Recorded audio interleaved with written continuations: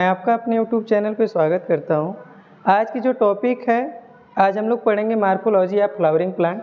Morphology में आज जो शॉर्ट वीडियो रहेगी आपकी, जो फ्लावर के अलग अलग पार्ट्स होते हैं, जैसे कन्फ्यूजन इसमें रहता है कि इसमें कोरोला क्या है, कैलिक्स क्या है, पेटल क्या है, सेपल्स क्या है, होल्स क्या हैं, इसके अलावा आपके कार्पेल क्या होता है।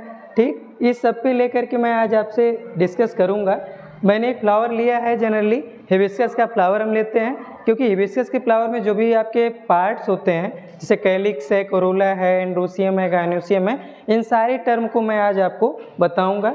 सबसे पहले हम जब इसका अध्ययन करते हैं तो देखते हैं कि सबसे बाहर हमको किसी फ्लावर में फ्लावर होता क्यों है।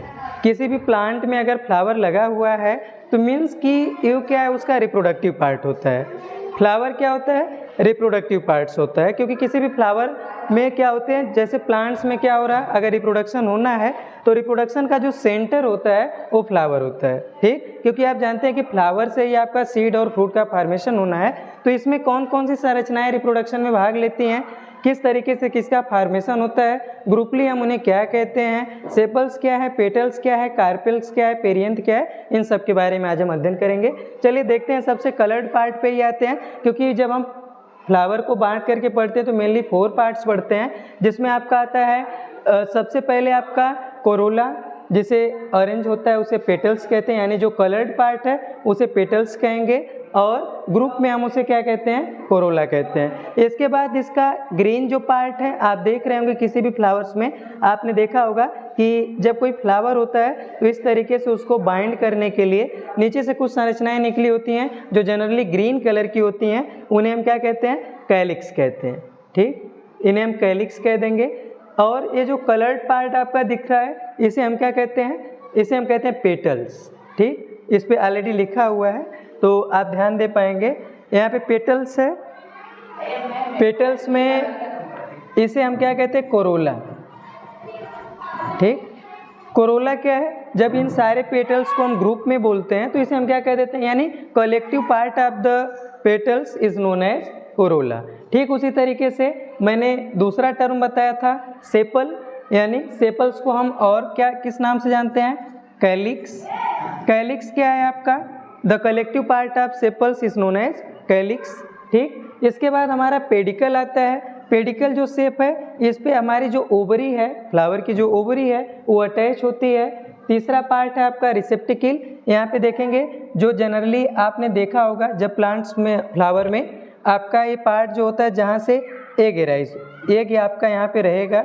जब आप ओब्यूल की संरचना पढ़ते हैं तो ओब्यूल में आप देखते हैं कि जो ओब्यूल होता है इसमें जहाँ पे अरेंज होता है आकर के, इसे हम क्या कहते हैं, रिसेप्टिकल, यानी ए वाली संरचना। और जिस पे आपका ये बना हुआ है यहाँ पे पेडिकल, जो आपका पार्ट है, डंठल जिसे कह सकते हैं, जिस तरीके से लीफ में आपने देखा होगा पेट्योल होता है, ठीक उसी तरीके से इसमें पेडिसल होता है। और आप यहाँ पे देखेंगे जो रिसेप्टिकल है, यहाँ पे ओब्यूल वाली जो संरचना होती है, यहाँ पे जो ओपनिंग पार्ट है उसे हम क्या कह देते हैं, रिसेप्टिकल, यानी कह सकते हैं ये वाला ओवरी का जो हिस्सा होता है यहाँ से अटैच होता है आपके नीचे वाले पार्ट से, जिसे हम क्या कहते हैं, रिसेप्टिकल कहते हैं।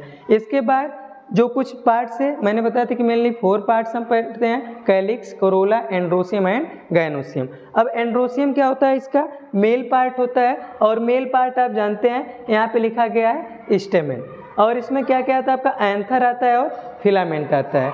और इसी एंथर के अंदर क्या पाए जाते हैं, पोलन ग्रेन पाए जाते हैं। ठीक, एंथर के अंदर ही क्या होता है, पोलन ग्रेन होता है। अब इस पोलन ग्रेन तो अदर पार्ट में है, एंथर और फिलामेंट को हम मिला करके क्या कहते हैं, स्टेमेन, जिसे हिंदी में हम क्या कहते हैं, पुंकेसर।